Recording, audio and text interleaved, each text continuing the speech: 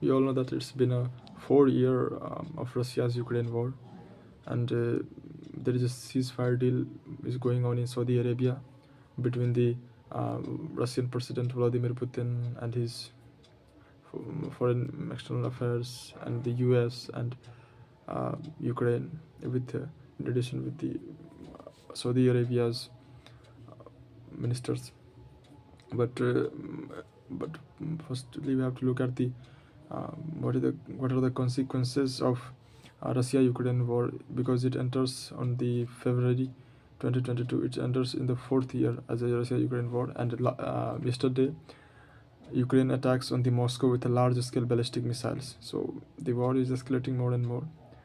There is a it is called a temporary ceasefire between Russia and Ukraine is going to happen after the Saudi Arabia's truce deal.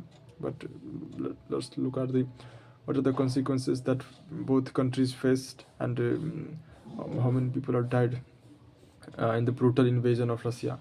According to the news resources, it is said that 46,000 Ukrainian troops were killed during the Russia's brutal invasion, and there are countless missings. There are countless soldiers who are missing in this brutal invasion, and over 12,000 civilians were killed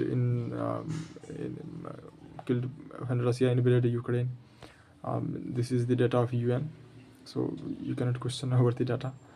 And it is said that nearly 6.9 million refugees of Ukraine move into another part of the world, like they move to the Europe, and in Europe, two countries with 6.3 million people will move there. First is Germany and second is Poland. And if you talk about how many troops were killed, there are 95,000 troops, military officers, military soldiers were killed by the Russia's. Over 95,000 people fighting for Russia's military have killed in the Russia's brutal invasion. It is the Russian military who have, and you all heard that there is Vladimir Putin asks North Korea's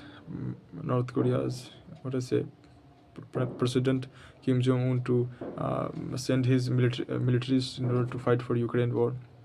So by this war, the Russia seems to suffer more, but Russia survived this war, because if you look at the sanctions, it is said that nearly more than 20,000 sanctions were imposed on Russia, but it still survives. It is still the perhaps seventh most larger economy with 2 trillion its GDP. So Russia still survives by the 2,000 sanctions by European Union and by the America and all other countries. So Russia survives these sanctions, and it shows that it doesn't mean whether you are with USA or not, you are with European Union or not, but if you want to survive, then you can survive. If you have a plan, because Russia, before invading the Ukraine, it has a special plan for itself, because they think that when they invade the Ukraine, the first thing they will support is the economy. Whenever a country fights in any war or any war-like situations, like India fights in Kargil war 1999, or in by liberating Bangladesh, as it is previously known as West Pakistan. So the most important thing is that whenever a country fights a war, what's the most disappointing thing for that country is their economy. The economy suffer most, because when you fight in war, you have to need for military weapons, you have to need for giving foods and shelters, and a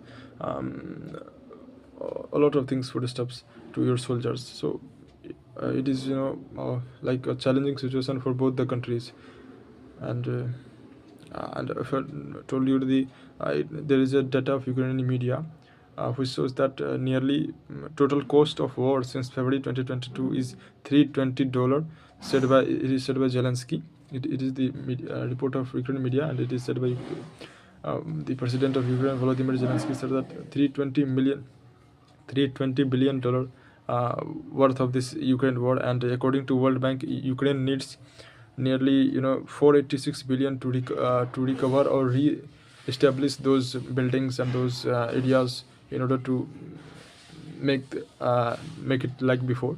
This is the data of World Bank. And third most important, what Donald Trump exaggerated his words that he given $500 million to the Ukraine war, but the fact is that US has provided 183 billion dollar to Ukraine, and most of which came to USA one by one, because USA sends military equipments, and and the companies of military was USA, like Lockheed and other those companies. So in this war, if I say, the most profitable country is USA or no one, because USA has experimented his own weapons. USA, by using this war, when Joe Biden supported Ukraine, it doesn't mean that Joe Biden loves Ukraine or hate for Russia. That's a different thing. Um, West has a problem with Russia from the very past of time, and as West supported by America, so it is a problem.